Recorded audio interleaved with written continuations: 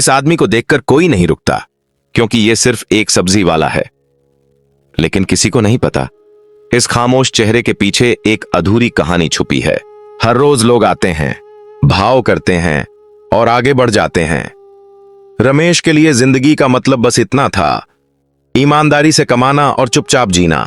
कोई पैसे बाद में देने को कहता तो रमेश मना नहीं करता क्योंकि उसे मालूम था जरूरत क्या होती है।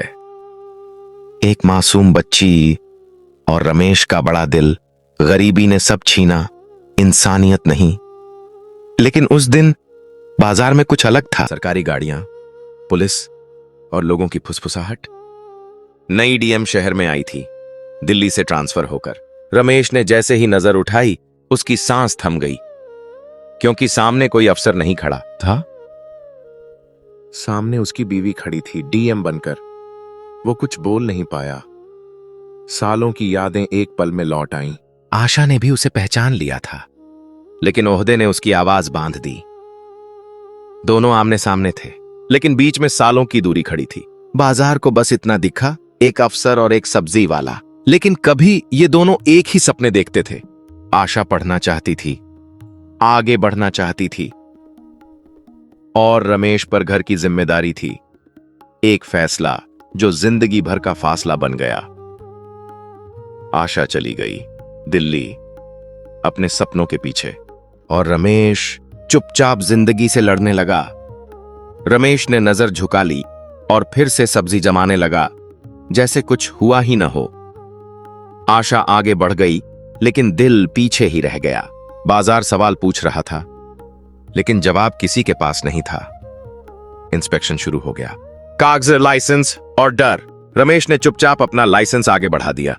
आशा सब देख रही थी, हर कागज, हर हरकत।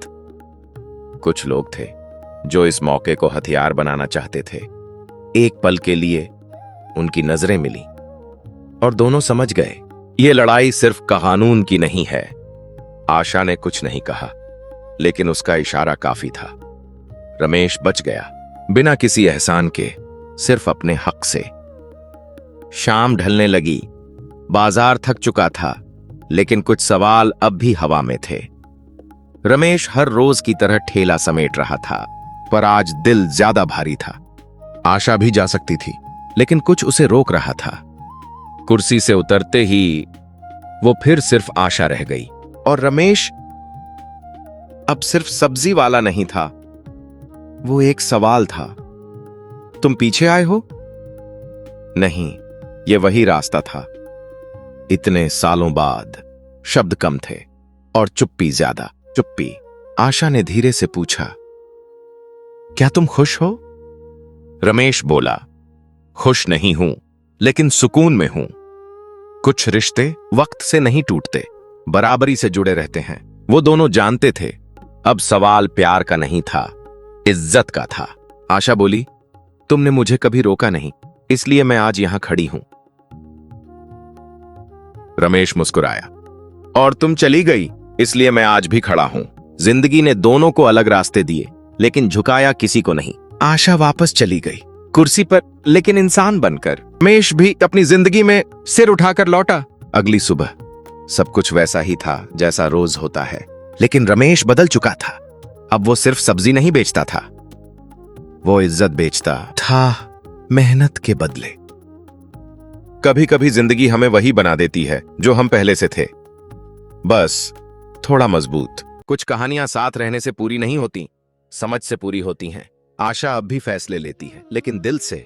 रमेश अब भी सब्जी बेचता है, लेकिन खुद को कम नहीं समझता। कुछ लोग बड़े पद से नहीं, बड़े दिल से होते हैं, और कुछ रिश्ते नाम के मोहताज नहीं होते।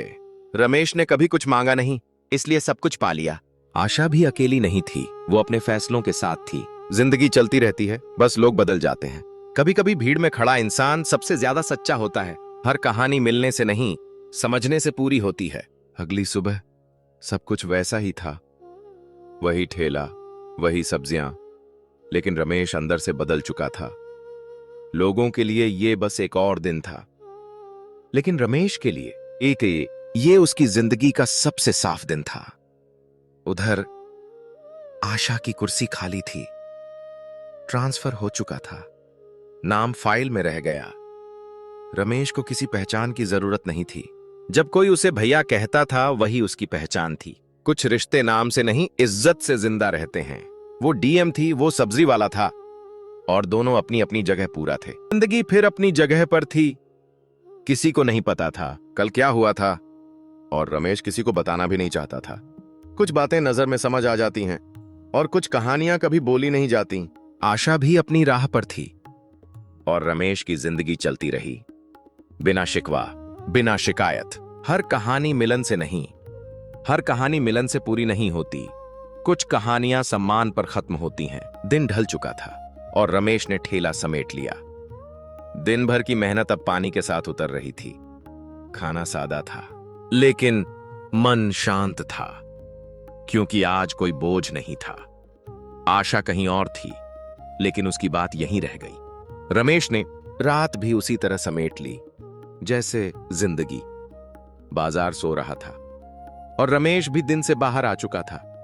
कुछ बातें रात में और साफ हो जाती हैं। वो डीएम थी, वो सब्जी वाला था, और दोनों अपनी अपनी जगह पूरा थे। सुबह फिर आ गई और रमेश फिर अपने काम पर था। जिंदगी ने किसी से कुछ छीना नहीं, बस सबको अपनी अपनी जगह दे दी। रमेश को अब किसी जवाब की जरूरत नहीं थी और आशा को किसी सफाई की। कहानी यहीं खत्म हो गई थी, लेकिन जिंदगी नहीं रुकी, क्योंकि हर दिन एक नई शुरुआत होता है। वो डीएम थी, वो सब्जी वाला था, और दोनों अपनी अपनी जिंदगी में इज्जत से खड़े थे। तो दोस्तों, हम इस कहानी से क्या सीख मिलती है, कमेंट में अपनी राय जरूर देना। और दोस्तों, इंसान मर्द नहीं होता, पैसा मर्द होता है। तो दोस्तों, इस कहानी के लिए एक लाइक जरूर